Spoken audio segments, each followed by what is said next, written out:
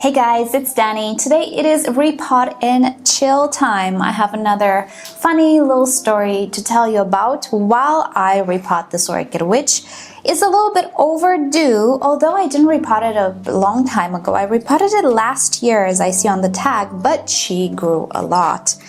She's a little crowded in her pot, and I'm pretty sure the next growth will start to put its roots outside. This is a very tiny pot for this orchid, so it is time for a little upgrade in the pot department. And while this will not be necessarily like a tutorial type of video, I will tell you a little thing or two about the orchid, but we will mainly focus on the chill part, on the story part. So if you have an orchid that you need to repot, this is the perfect moment to do so. Pause this video, get your orchid set up, your working station, and let's repot that orchid together. Right, so am I in frame properly? I think I am. The orchid we shall work with today is my Encyclia cordillera. Let's see. It's Encyclia cordillera crossed with Cordillera alba. I'm hoping it's gonna look a little bit more like the alba than the purple one, but who knows? I got it as a young plant. It did not bloom so far. And if I remember correctly, it was rootless for whatever reason. Either it arrived like that, either something happened. So it took a little bit of time to bounce back. I purchased it 2 years ago in 2023. Well, almost 3, right? Because 2025 is coming to an end. Oh my gosh, time really does fly. And as I was saying, I repotted it last year as well. Probably I repotted it because it lost its roots. And yeah, you can see it's not in danger of going anywhere anymore. This is actually a very vigorous type of orchid. Even though it's a species, it works just like a cattleya. They're also related in a way. You can hybridize cattleyas with encyclias. Anyway, let us prepare the orchid. As you can see, yeah, I had it staked in 2 places because the orchid was very wobbly since it didn't have roots. And these stakes did a very good job. A little side note, if the bamboo skewers start to look a little moldy or rotten, it's fine. I've never had any issues with roots and old bamboo skewers. So don't worry about the little molds or stuff that appear on them. They don't seem to harm roots, as you can see. Right, so I'm just going to press on the pot a little bit just to detach the roots. I will have to sacrifice probably a few roots that grew out of the bottom, but that is okay. This orchid is now very, very healthy. So let us start with the story, right? Let me give you a little bit of backstory to the story of today. It has to do with my hair. My hair is the culprit of, I would say, maybe some embarrassment in my life up until a point. And this is one of those stories that it's a little bit embarrassing because of my hair. Why? My hair, as strong and resilient as it is, which I appreciate, it also has a mind of its own. It does not want to listen to me. It doesn't want to sit nice. I have always been a fan of the Rachel haircut.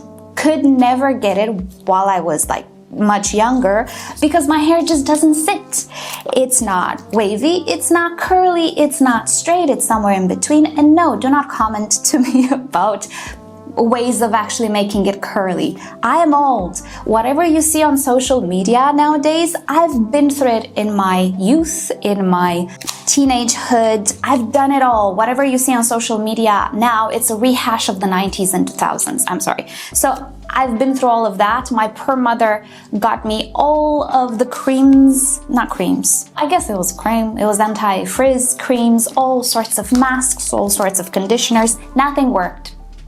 My hair simply does not have a shape. It goes berserk, it goes wild, and there's nothing you can do about it unless you straighten it with a flat iron, which in my humble opinion is the greatest invention of man, but that's besides the point. Anyway, always suffered with having my hair be all over the place. It's also very thick. Now, not so much because I do layer it a lot now. But when I was young, it was very thick. I liked it to be a little long, but I always kept it in a braid or a ponytail or something like that because it was just a mess. Just a mess. Very, very aware of it and just, I didn't feel good about it. Now, as I grew, obviously technology advanced as well. And we find ourselves in the era of those brushes that have a blow dryer as well. So it kind of gives you a blow dry if you know how to do it. not really. Maybe for some people it works. Anyway, we were in that era. And I was trying my best, you know, to use technology to my advantage. And of course, I purchased one of those brushes that has a blow dryer as well. And well, I only used it once, and right after like I washed my hair and I blow dried it with that, it looked impeccable. It was beautiful. Did it last? Maybe not so much, but I didn't know it at the time. So the results were very beautiful. The first time I tried it, you know, I was really impressed. It didn't stay, but I thought, well, maybe I need to do it more. Maybe I didn't do it properly. And well, at the time, I had the opportunity to go to a sort of music festival, popular music festival in my country at the seaside. And I was in the presence at the time of some much more popular people than I was. I was nobody. And I had the opportunity to like be around them, be at the same table, you know, those type of things. So obviously I took it. So I went with a friend, and right before the festival started at the hotel, I showered, I washed my hair, and I took that brush with me, being very highly convinced that that is the answer to my problem. Surprise, surprise, it does not work. So right before the festival starts, you know, I wash my hair, I blow dry it, I use hairspray, I use all products known to man to keep it in that wonderful, beautiful shape that I just created. And I felt confident in myself that I would look spectacular hair-wise. Otherwise, I don't know, but hair at least looked beautiful. Anyway, so I finish my hair, we leave the hotel room, and we go to the festival. I have a wonderful time at the festival with my friend, watching artists perform. Beautiful time, beautiful weather. It was nice and cool in the nighttime. It wasn't hot. Wonderful time. Anyway, right, so a little break in the story. I'm just looking for whatever roots are dead. I don't have too many because all of these roots grew last year. Just have a few that don't look so healthy, maybe here in the middle. Maybe these were the roots that, yeah, they're not alive. Maybe these were the roots that I had when I repotted it. Maybe I had a few roots. Anyway, so you can see the very back of the orchid is absolutely rootless. Yeah, it's okay. Usually what I would do is remove this old growth from my orchid because there's no point in keeping it. It's old, doesn't have roots. Should I keep? I don't think I'm gonna keep it. I was considering keeping it, but no, there's no point. This orchid has a lot of pseudobulbs now. So this particular growth here, I just removed it to make more room in the pot so I can keep it in the pot for longer because, you know, it grows quite fast, this orchid. But yeah, I'm not gonna keep it, I'm gonna remove it. Side note, if you'd like to propagate an orchid, you could propagate it through the back divisions. In this particular case, my back division is very old and it doesn't have roots. It's not the healthiest, to be fair. So I'm not gonna keep this, but yeah, I think it's better to just remove it. So I'm gonna go ahead and cut these dead roots in the very center and just go check the other roots if they're okay.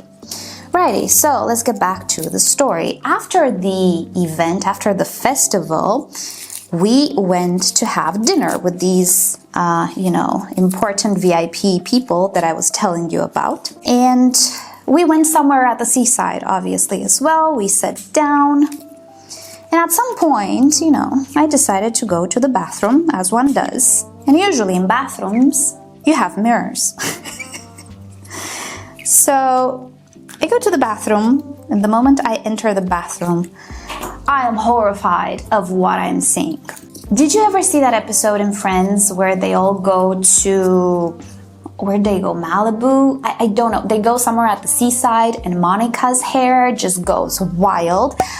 Believe me when I tell you, and I'm not exaggerating one bit, that was my hair.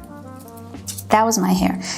It went from being beautifully arranged and straightened, let's say not fizzy, it went from that to Monica level. I kid you not.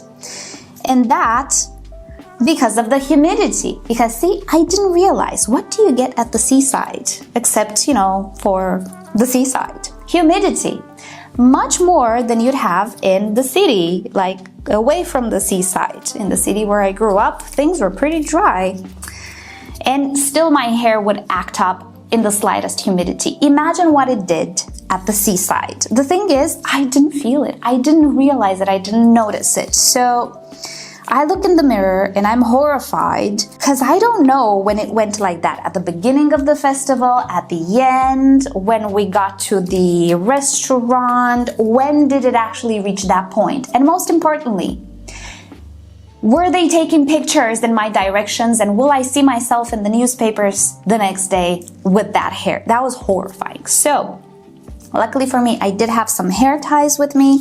So I pinned it to the best of my abilities. I tamed it, and when I get to my table, you know, I asked my friend, why didn't you tell me that my hair was just leaving the venue altogether? And he's like, well, I didn't notice.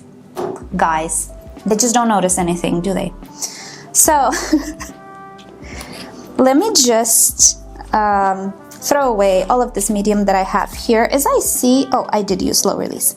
Right, so I'm not gonna reuse any of this. I'm gonna use fresh medium because I do intend to keep this orchid for as long as possible in this pot. 2-3 years maybe, we'll see how much we can go. But yeah, as long as possible, so I need fresh medium.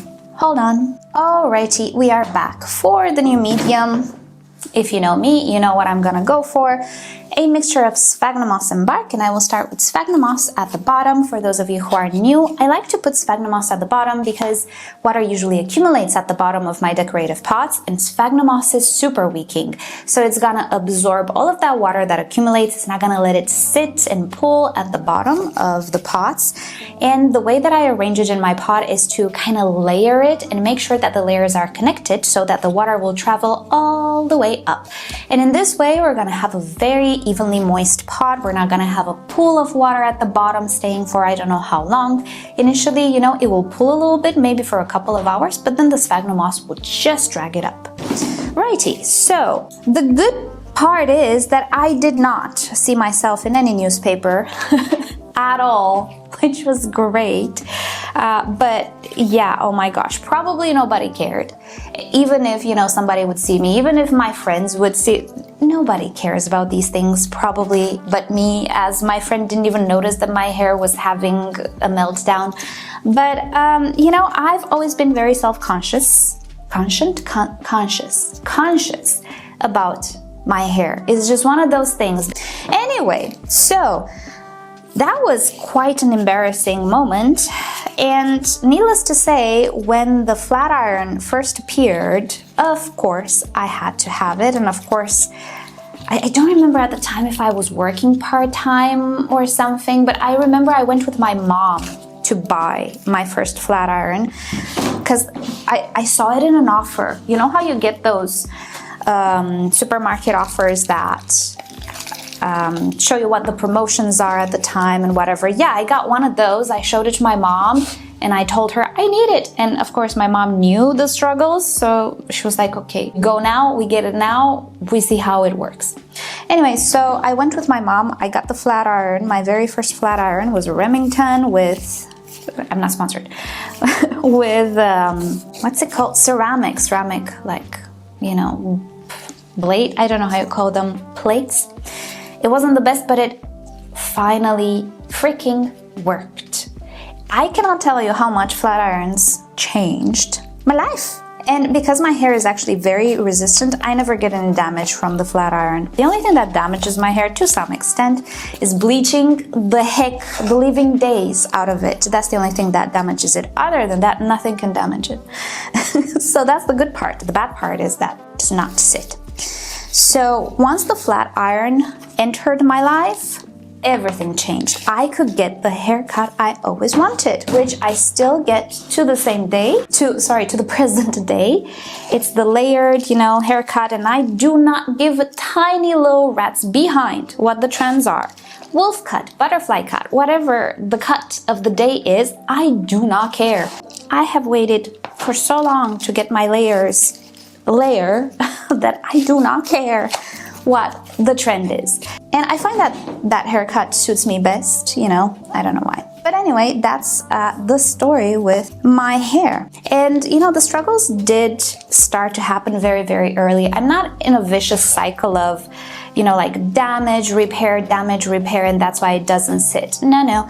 I have had struggles ever since my like hair changed at 5 or 6. You know, when you're a child, your hair is like very silky, very nice, very thin. But then something happens at about 6, maybe 5, 6. That's the age when you get your adult hair or whatever it's called, and things just went downhill from there.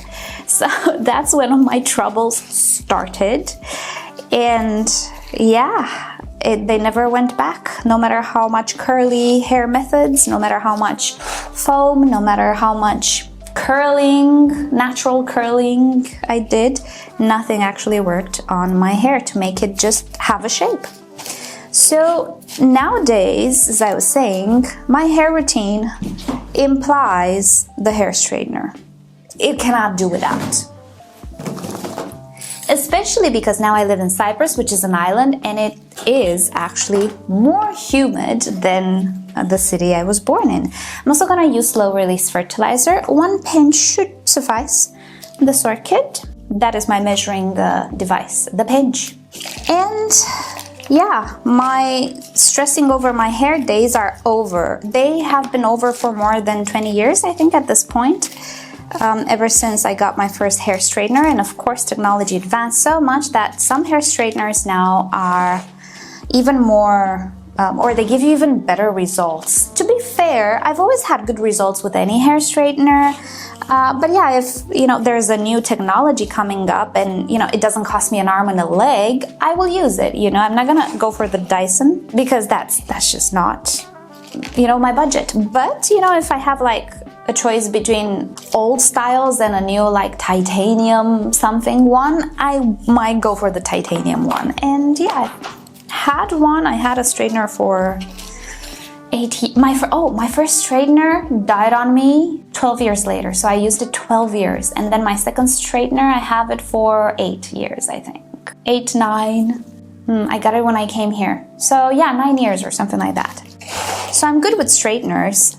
I don't invest much in them because they kind of work, all of them, thankfully, and I don't have to use like hairsprays or anything after. My hair just stays. The only thing is, and that's I think what the hair straightener does, it just closes the cuticle, the strand, right? I think naturally my cuticles are very porous, very open. I don't know the science, but that's what I'm thinking, and they can absorb a lot of humidity. And that's just how they naturally are. Even though my hair is thick, it's also, I guess, dry. It's not dry, it's just weird altogether. So when I use the hair straightener, I close it up, and then no amount of humidity can enter my hair and it doesn't fluff up. And it lasts a few days like that, you know, it's not like I do it today and tomorrow it's back to being fluffy. No, if I'm in a hurry and just like do it very fast, yeah, it's gonna fluff up the next day. But if I take my time and do it properly, it's not. So I can go for like couple 3 days, let's say, with looking pretty impeccable, which is great. But yeah, oh boy, me and hair. Never had amazing hair as a child. Well, it was long, it was thick, it was nice, but it had no shape, so it was always in a braid. Nobody knew. So yeah, whoever invented the hair straightener, my gosh. I never ironed it. I know some kids did or tried to de-iron. Maybe that was the inspiration for the flat iron. I never did. I was too afraid to do it because I didn't think, oh, I'm gonna burn my hair and lose my hair. I didn't care about my hair. Just shave it all. As far as I'm concerned, but I thought, what if it catches fire and I cannot put out fire and I'm just gonna burn? I know that took a twist. I'm sorry. But that's what I was afraid of. So I never like ironed my hair because I was afraid to. And maybe it's a good idea to be afraid of that thing. But anyway, here we are. My orchid is repotted. It looks nice. What I'm gonna do now is water it thoroughly because the medium is dry, and then find a decorative pot for it. And we are done. So let's write the month. It is October already. There we are. Oh, this is one of the orchid haul season 1. Wow, the first orchid haul of 2023. I said I would do an orchid haul this year for my birthday, but I don't know about it. We'll see, we'll see. I want to put money aside for the Barinas. I do want to do the Barina project. I want to change the Barinas in this room, so I might like sacrifice, quote unquote, the orchid hole and just put the Barinas as my hole, right? Do the hole after. But yeah, I didn't do a major haul since 2023. How about that? But you know what? I'm enjoying the orchids that I have, and I think it's important for us to enjoy what we have and work with what we have and just grow the orchids we have. It's fun to get new orchids, but it's also incredibly fun to take care of the orchids we have and watch them evolve. And it's also really rewarding when you see an orchid going from rootless to looking like this. She looks amazing. Hopefully the next pseudobulb will bloom, although this one has a little sheath here. But then again, I repotted it. Maybe she's gonna be a little bit stressed about the repotting. We'll see, we'll see. But that is about it for today. Thank you guys so much for hanging out with me today, and hopefully you've enjoyed my little story. I have maybe a few more to tell you, so let me know, did you repot something while watching this video? What did you repot? I'm curious to know. And with that said, I hope you all have a great day, and I'll see you next time. Bye!